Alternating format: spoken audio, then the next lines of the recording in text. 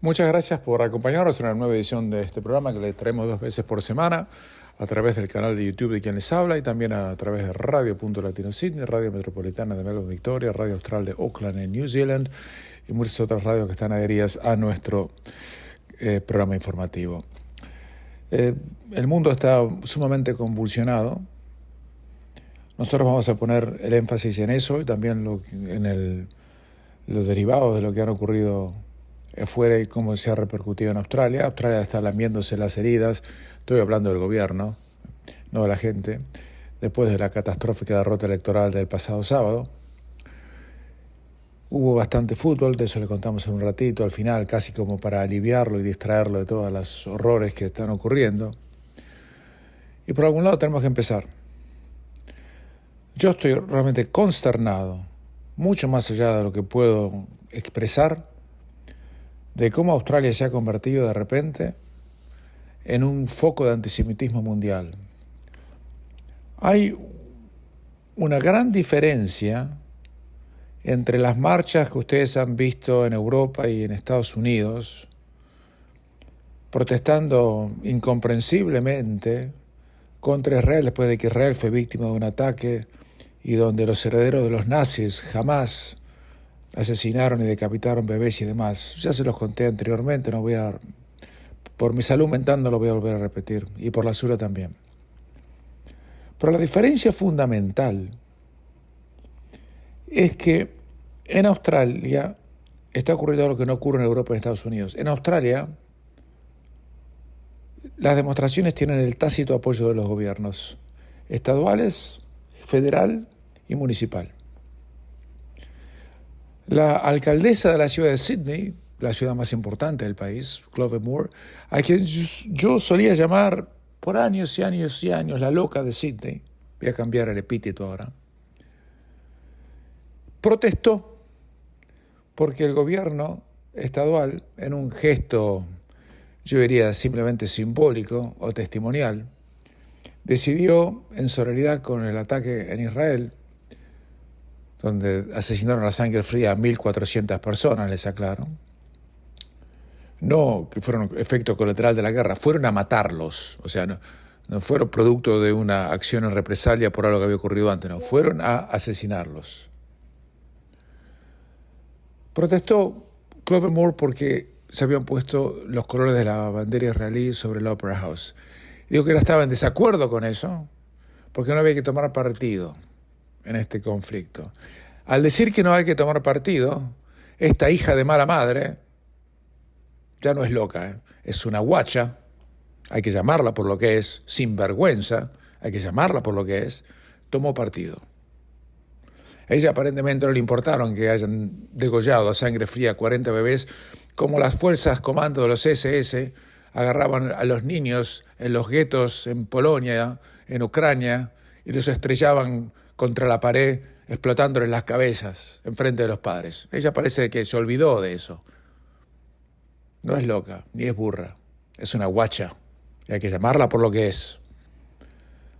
Como la mismísima Penny Wong, que sigue todavía pidiendo, cuando se produjo la masacre en el hospital de Gaza, de que vamos a hablar en un momento, de que lamentaba las víctimas civiles, sin decir, lo que ya todo el mundo sabe, que no fue Israel quien bombardeó un hospital. Israel no bombardea hospitales. ¿Qué puede ganar Israel en bombardear un hospital? Nada. No es un objetivo militar, nada. Quedó completamente establecido por todas las imágenes que los de Hamas, que son salvajes, asesinos, pero no los más inteligentes, disparan cohetes desde Gaza contra Israel y el cohete salió mal y cayó en el territorio de ellos. Y eso fue lo que pasó. Eso se ha establecido desde cualquier punto de vista. Y Penny Wong, la ministra de Relaciones Exteriores de Australia, salió a decir que lamentaba la pérdida de víctimas sin decir de dónde había salido el tiro. Ella tampoco es burra. Tampoco está mal informada. Es una guacha, una basura de persona. No debería estar más en el cargo. Y Albanese la debería remover. Si es que Albanese sigue en el cargo por mucho tiempo más, lo que vamos a hablar en un momento. pero no sé si va a ocurrir. Ustedes saben que hace unos meses, mucho antes de que esto ocurriera, el gobierno laborista decidió ya no más denominar a los territorios en disputa en Cisjordania. Los israelíes lo llaman Judea y Samaria, Cisjordania vamos a llamarlo, por utilizar un lenguaje absolutamente neutral. Todo el mundo siempre dijo que eran territorios en disputa. Y siempre Australia dijo que eran territorios en disputa, igual que Europa y demás. Penny Wong cambió el nombre, dijo que eran territorios ocupados. Esos territorios eran de Jordania, les aclaro, nunca fueron territorios de Palestina, un estado que jamás existió. Eran de Jordania. Después de la guerra de 1967, cosa que ya nadie se acuerda, Israel los ocupó y Jordania no quiso saber más nada.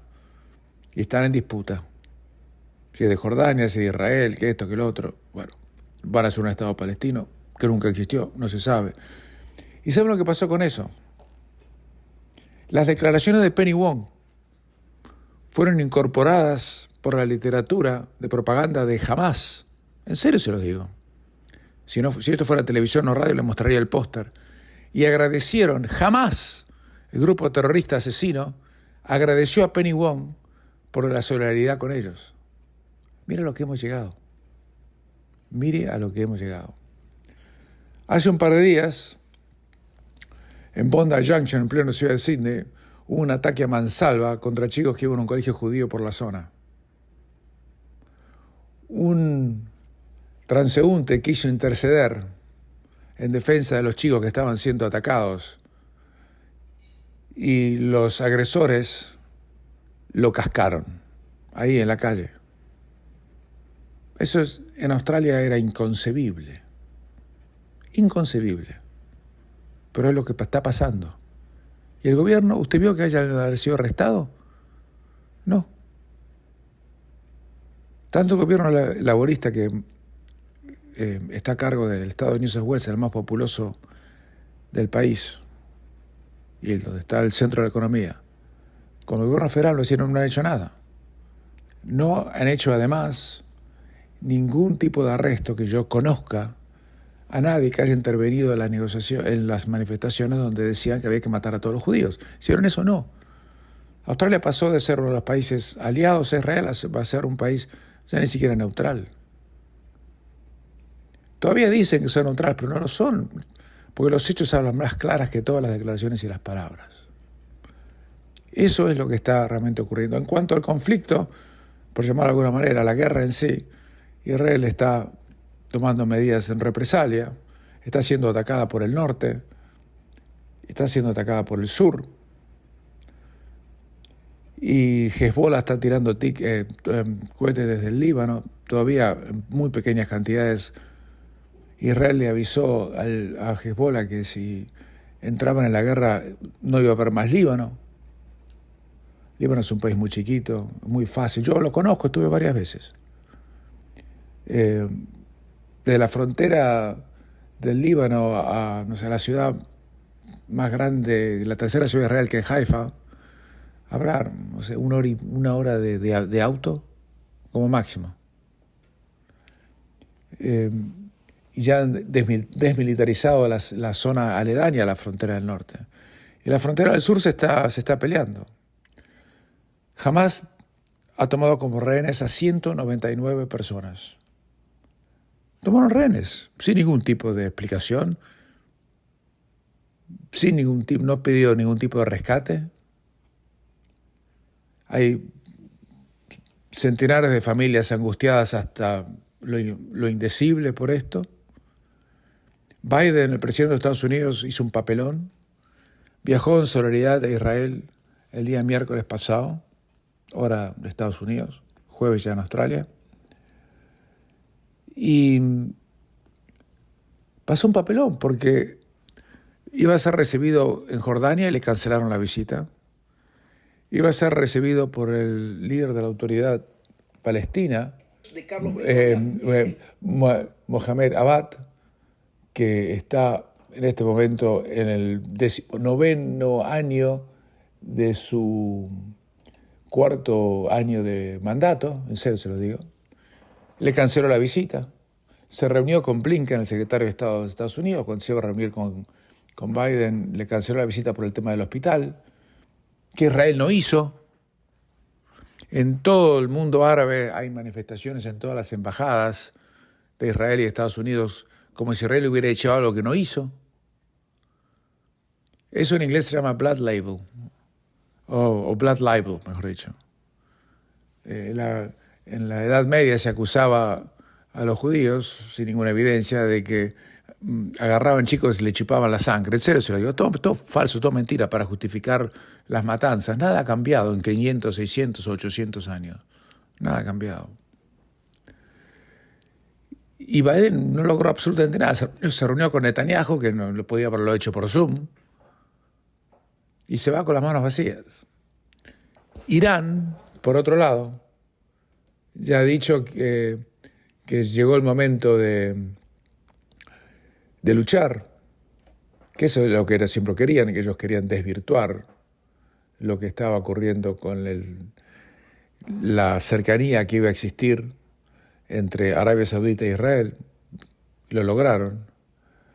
En este momento hay un montón de manifestantes que están cortando el alambre de púa de protección a la embajada americana en Beirut.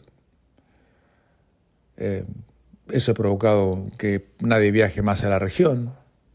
Saben que yo pensaba estar dentro de poco en unos países del Medio Oriente. Iba a ir la semana que viene, me iba a ir. Obviamente cancelé el viaje. Y así como yo, miles y miles de personas. No iba a ir a Israel, iba a ir a países del mundo árabe. De visita, conozco, estuve en casi todos, iba a conocer un par más que no conocía. Pues me interesa, siempre me llevé bien con toda esa gente y me agrada ir. Obviamente cancelado. Eso va a provocar una ruina, no porque yo no vaya, sino porque millones de personas no van a ir tampoco. Va a provocar una ruina en lo que es el turismo del cual viven, porque tienen economías muy precarias. Israel, ustedes saben que es la octava economía del mundo. ¿Sabían eso, no? No lo sabían, se lo cuento yo. Es la octava economía del mundo en un territorio más chico que la provincia de Tucumán en la Argentina o un panuelo. ¿Cómo lo hicieron? No lo hicieron tirando manteca al techo, lo hicieron con tecnología e inteligencia. Son los principales exportadores de tecnología del mundo. Es el segundo país con más empresas cotizando en la bolsa tecnológica de Estados Unidos, se llama Nasdaq, por ejemplo. Y podría seguir. Pero del otro lado tiene gente que obviamente objetan no que hagan esto o hagan lo otro, sino que simplemente exista. Y eso es lo que está ocurriendo. No le busquen otra manera, no la van a encontrar. Esta no es una disputa ni por territorio, ni por agua, ni por esto, ni por lo otro. Es una guerra, como les decía en el último programa, tribal, religiosa, porque los quieren matar, punto y aparte. Así como los nazis, durante la Segunda Guerra Mundial, perdieron un montón de soldados que podían estar peleando en el frente y los pusieron a matar judíos. Mataron 6 millones.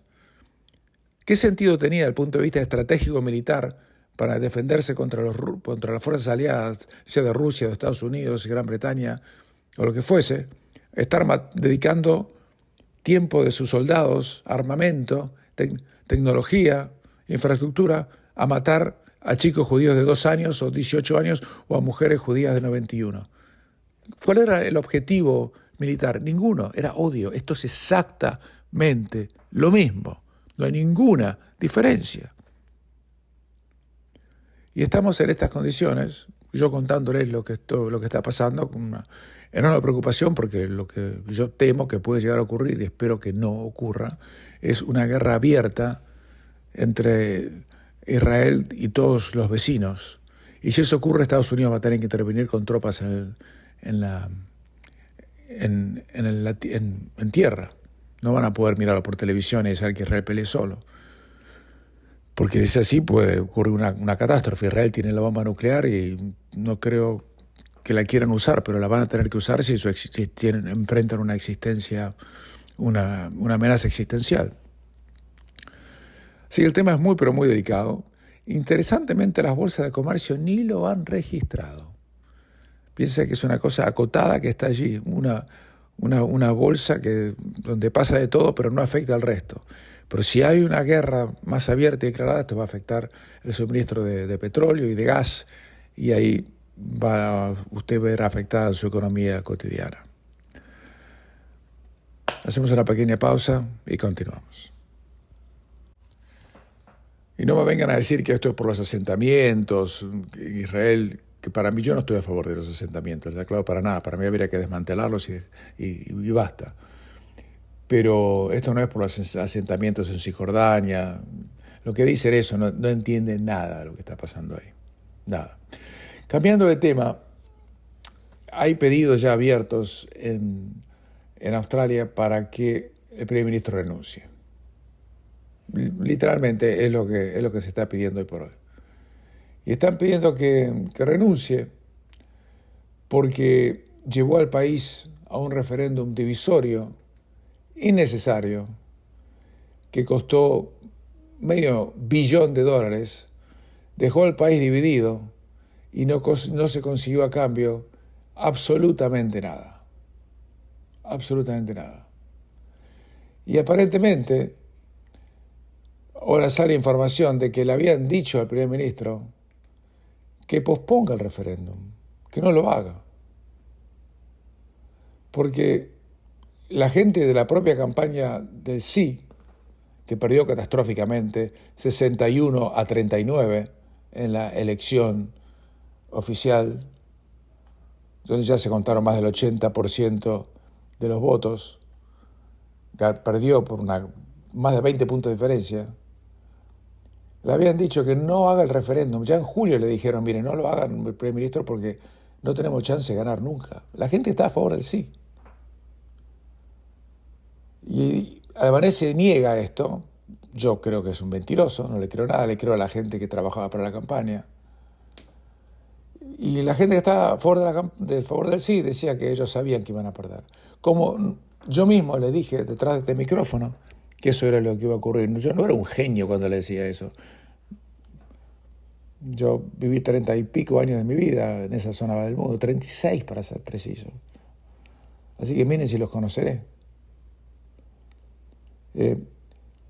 Y insólitamente Albanese recién anunció el día del referéndum, el 30 de agosto. Cuando ya le habían dicho, mira, pibe, no tenés chance alguna. Y fue igual. Y ahora debería dar él y su gobierno dar un paso al costado. Pero no lo va a hacer, a menos que lo empujen. ¿Quién lo podría reemplazar? Seguramente Bill Shorten, que fue quien estaba antes que él.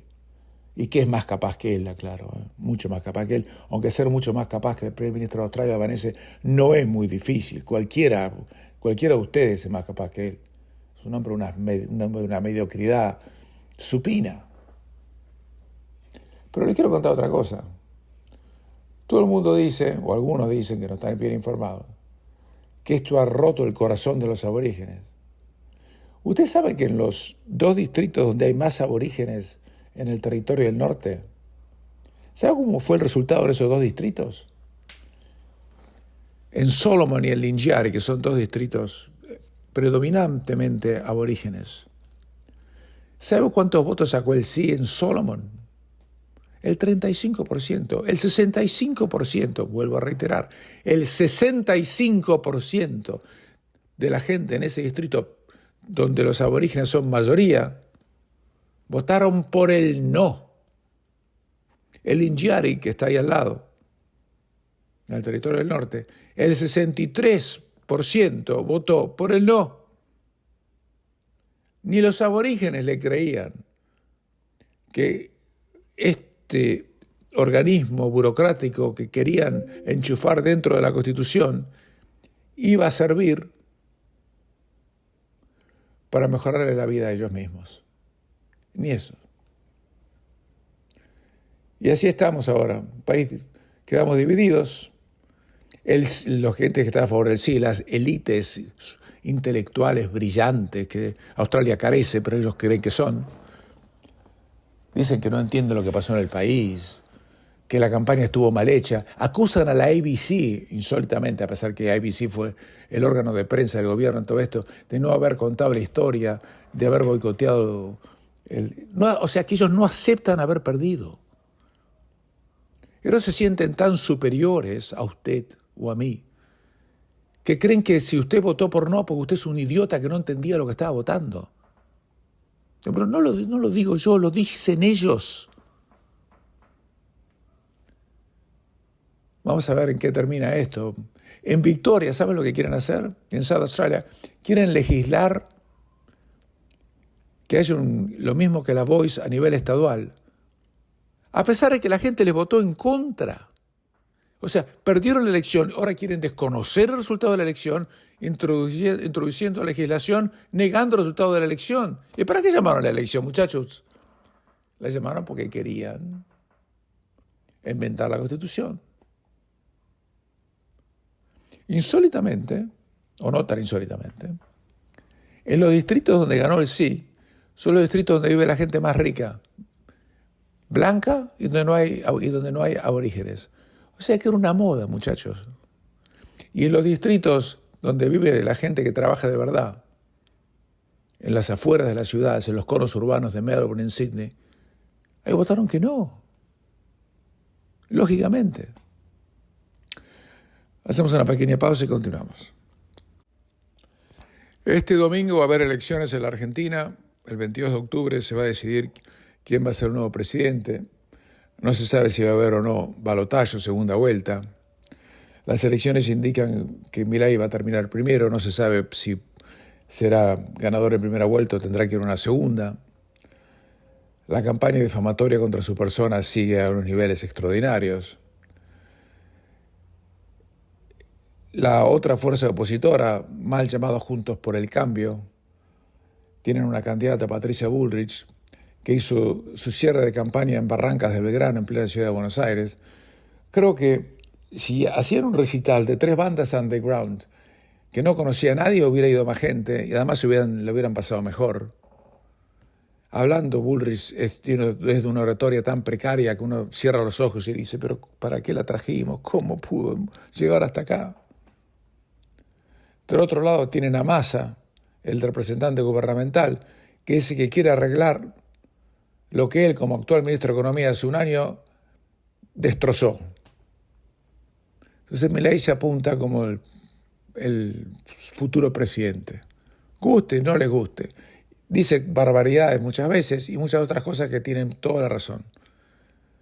A veces, en videos hechos hace varios años, ha dicho cosas realmente espeluznantes, con gritos e insultos, pero ahora no. Cuando dijo todo eso no estaba en campaña política, ni era político, era un tipo como yo o como usted. Esto es lo que dijo hace horas nomás. No vamos a pasar todo el reportaje porque es muy largo, pero así está a 3 o 4 días antes de quizás ser el nuevo presidente de Argentina. No, por favor. Una hora esperándonos. Sí, es dato. Gracias por estar, de verdad. Bueno, ¿cómo estás de acá el domingo? Estamos muy tranquilos. Estamos esperando con serenidad porque creemos que todo lo que podíamos hacer lo hicimos y lo hemos hecho de la mejor manera que teníamos al alcance. Por lo tanto, creo que dentro de las posibilidades que teníamos hemos hecho un muy buen trabajo. ¿Estás conforme con la campaña que hicieron? Sí, creo que además han pasado cosas muy hermosas, ¿no? A lo largo de la campaña, ya sea, para mencionar los últimos, ¿no? Lo que pasó en Corrientes, lo de Corrientes fue impresionante. Creíamos que era difícil de superar lo de Corrientes y nos encontramos que en Salta llegamos al aeropuerto y del aeropuerto al hotel había 3 kilómetros de cola de gente recibiéndonos. ¿En Salta?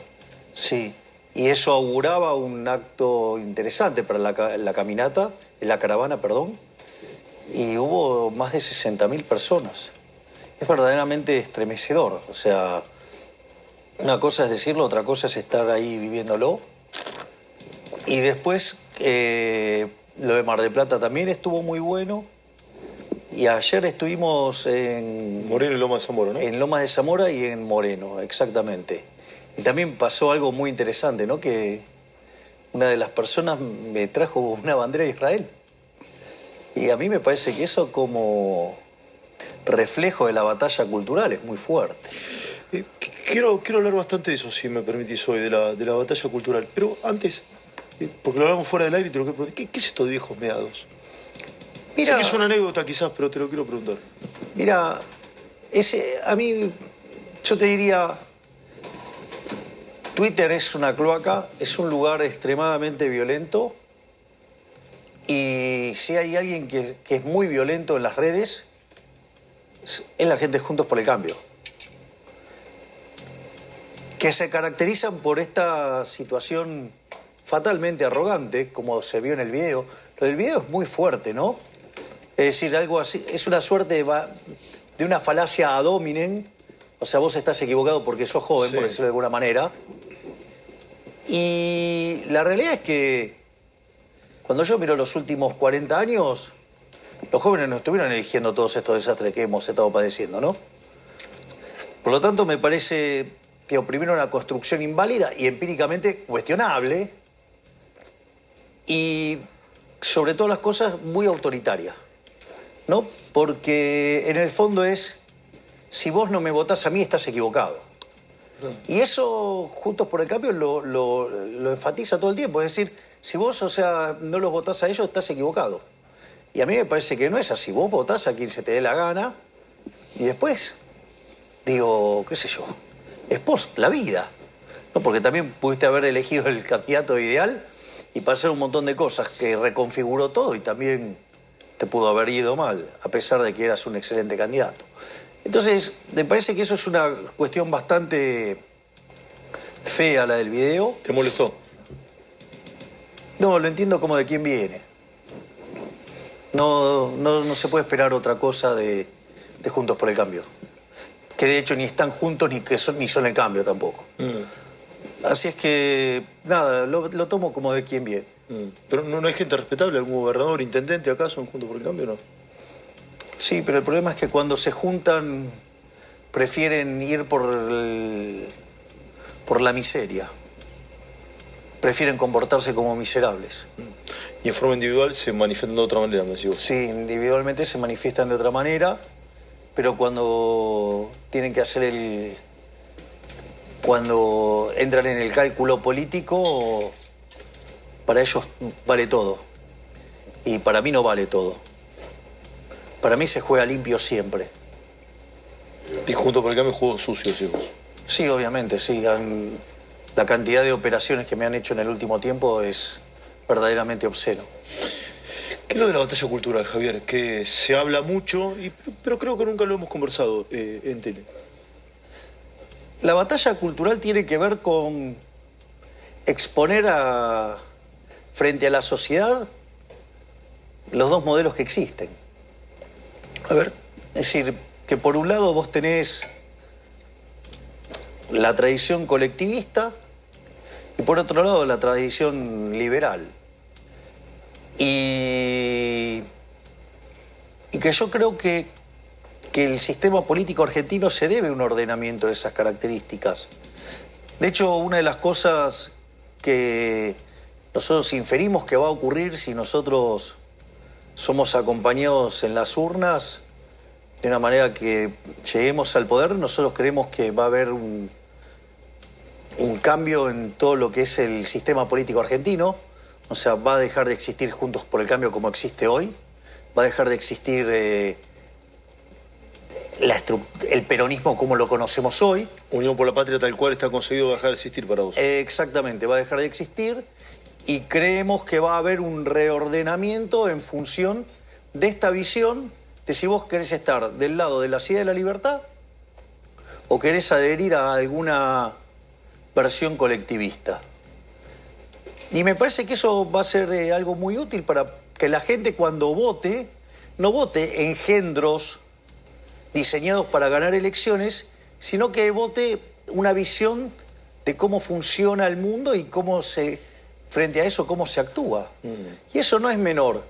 Vos podés entrar a ver, la batalla cultural tiene distintos aspectos. La batalla cultural se volvió más relevante, si vos querés, a partir de 1989 con la caída del muro. Frente a esa situación, Castro se queda sin plata. Entonces necesitaba tratar de seguir sosteniendo su mentira comunista de alguna manera, pero para eso necesitaba alguien que la financie. Caída la Unión Soviética no tenía recursos. Entonces, en el año 1990 se juntan, arman el Foro de San Pablo y el objetivo era la Unión Soviética Latinoamericana. Y ese Foro de San Pablo se nutre, en términos teóricos, de todo lo que es el posmarxismo, que tiene que ver con, frente a la derrota en el plano económico del marxismo, lo que hacen es trasladar la lucha de clases a otras partes de la sociedad, a otros aspectos de la sociedad. Entonces aparece la pelea entre hombres y mujeres, que es el feminismo radical, porque el feminismo como causa original es una causa liberal, levantada a mediados del siglo XVIII por Jeremy Bentham. Aparece, por ejemplo, el hombre contra la tierra, ¿sí?, que es el ecologismo, donde su faceta más sangrienta es el aborto.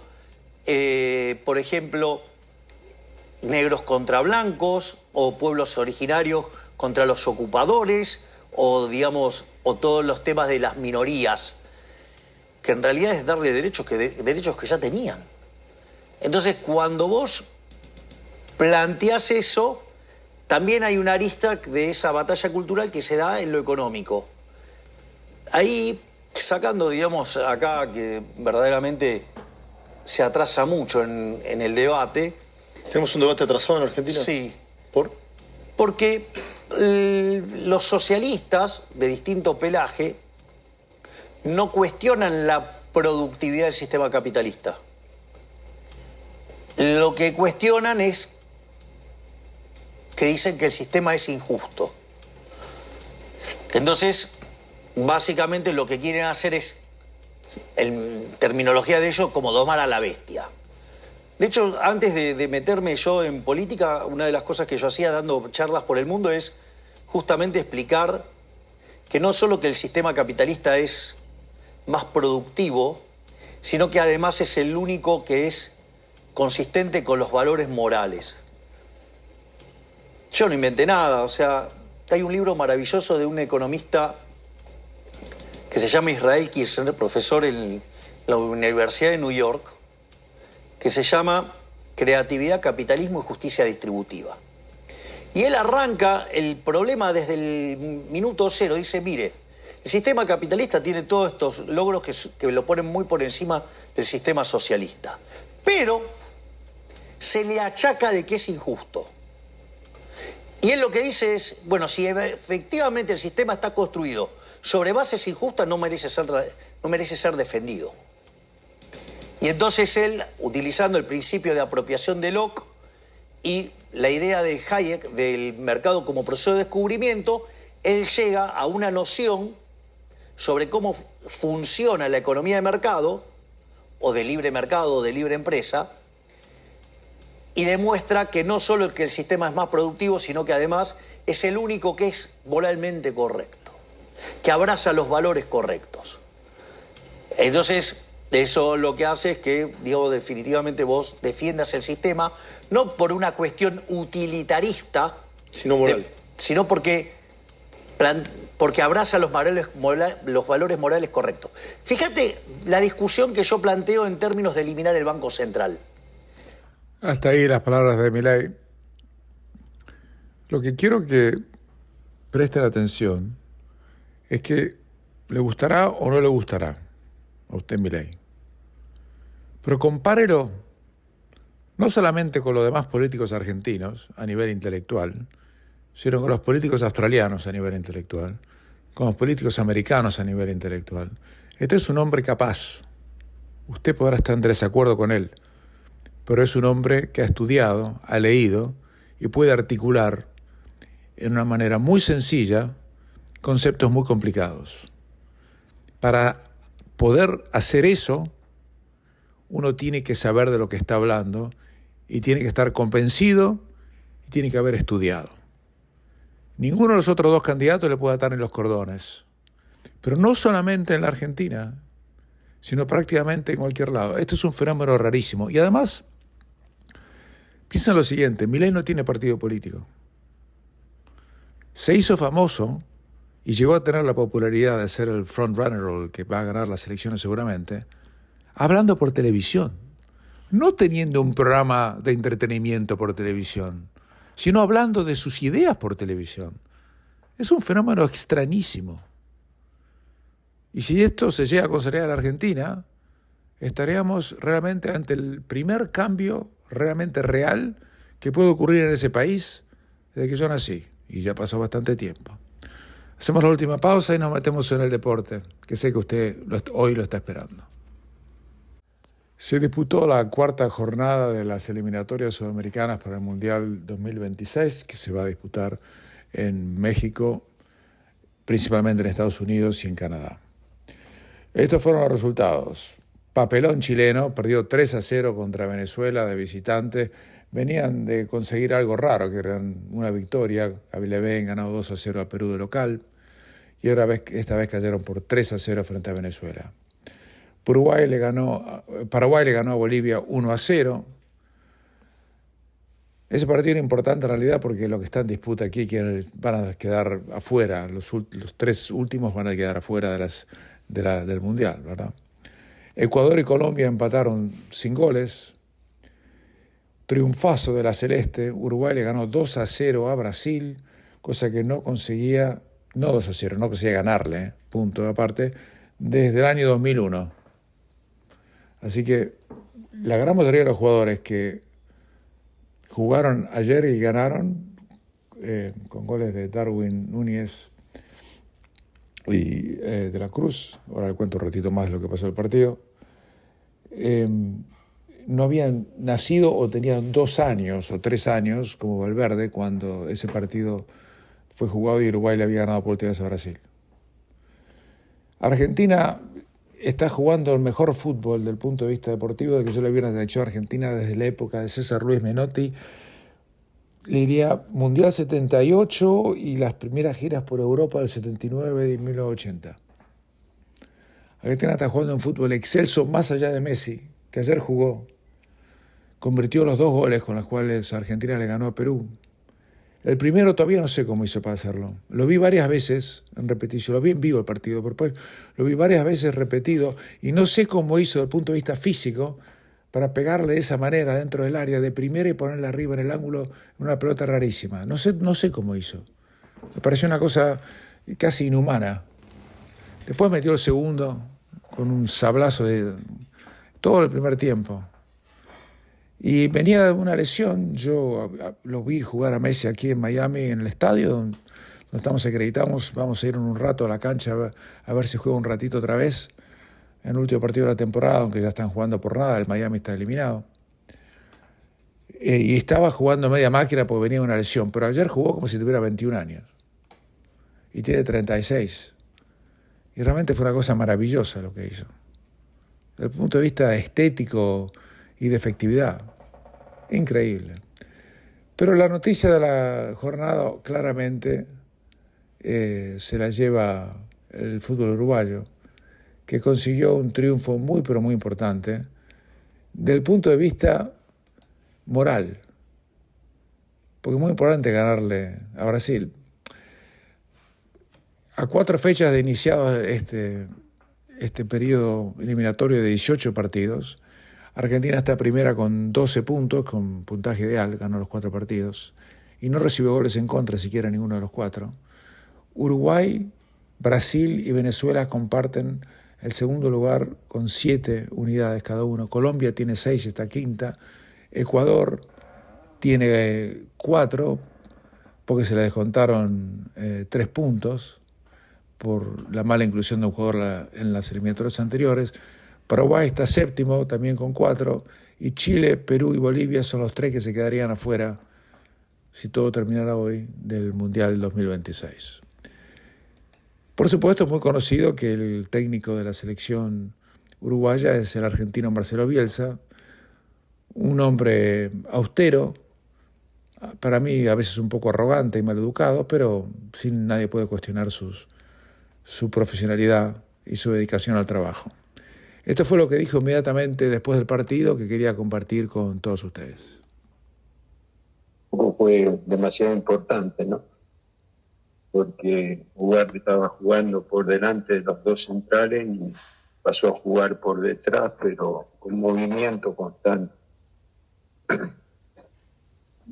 Marcelo, por aquí, buenas noches, estamos en vivo para Sport 890, Rafael Castillo es mi nombre. Más allá de lo que significa el análisis del partido, quiero conocer su opinión desde lo emocional, porque también hoy era un partido que quizás para los jugadores y la gente así también lo hizo sentir, había ese tinte, ¿no? Un poco de sacarse y tener esa chance de ganarle al Brasil luego de mucho tiempo. Muchas gracias. Bueno, en ese sentido, yo estoy con un sentimiento de agradecimiento muy grande hacia los jugadores. Me sentí porque te vio que todos vimos cómo lucharon, cómo protegieron y buscaron el resultado. Así que muy agradecido por la alegría que nos dieron a todos. Marcelo, buenas noches. Cristian Sánchez, estamos en vivo para Radio Universal. En líneas generales, en el juego de hoy, ¿qué fue lo que lo dejó más conforme y que de repente no está conforme y quiere seguir trabajando de cara a los partidos de noviembre? Bueno, defensivamente el partido fue bueno. No es sencillo evitar situaciones de peligro contra los atacantes que tiene Brasil. Después nos costó, compartimos mucho la pelota, ellos circulaban en el primer tiempo con alguna facilidad y nos costaba presionar. Me hubiera gustado aumentar la cantidad de recuperaciones en campo rival, que no las tuvimos como yo hubiera querido. Entonces, nosotros atacamos mucho a partir de la recuperación de la pelota, y si la recuperación es alta, nos resulta más fácil. Así que lo positivo es cómo defendimos y lo que debemos corregir es cómo quitarle la pelota más rápido al rival. Marcelo, buenas noches. Estamos en vivo, Leandro Hernández es mi nombre. Estamos en vivo para Fútbol a Sol y Sombra. Teniendo en cuenta el rival que teníamos enfrente, ¿fue el mejor partido de su selección en la jornada de hoy? Muchas gracias. Bueno, de los 4 partidos que jugamos, esta victoria, por supuesto que es distinta a la anterior. Jugar contra Brasil siempre presupone una dificultad añadida, así que de los 4 partidos que jugamos, esta victoria fue el punto más alto. Marcelo, felicitaciones. Fernando Pérez de Radio Oriental. Yo voy un poquito más lejos. Recién le pregunta si fue el mejor partido dirigiendo a esta selección. Usted tiene 1000 batallas de esta. ¿Se puede decir que es una de las victorias más importantes de su carrera también? Bueno, usted vio que las victorias,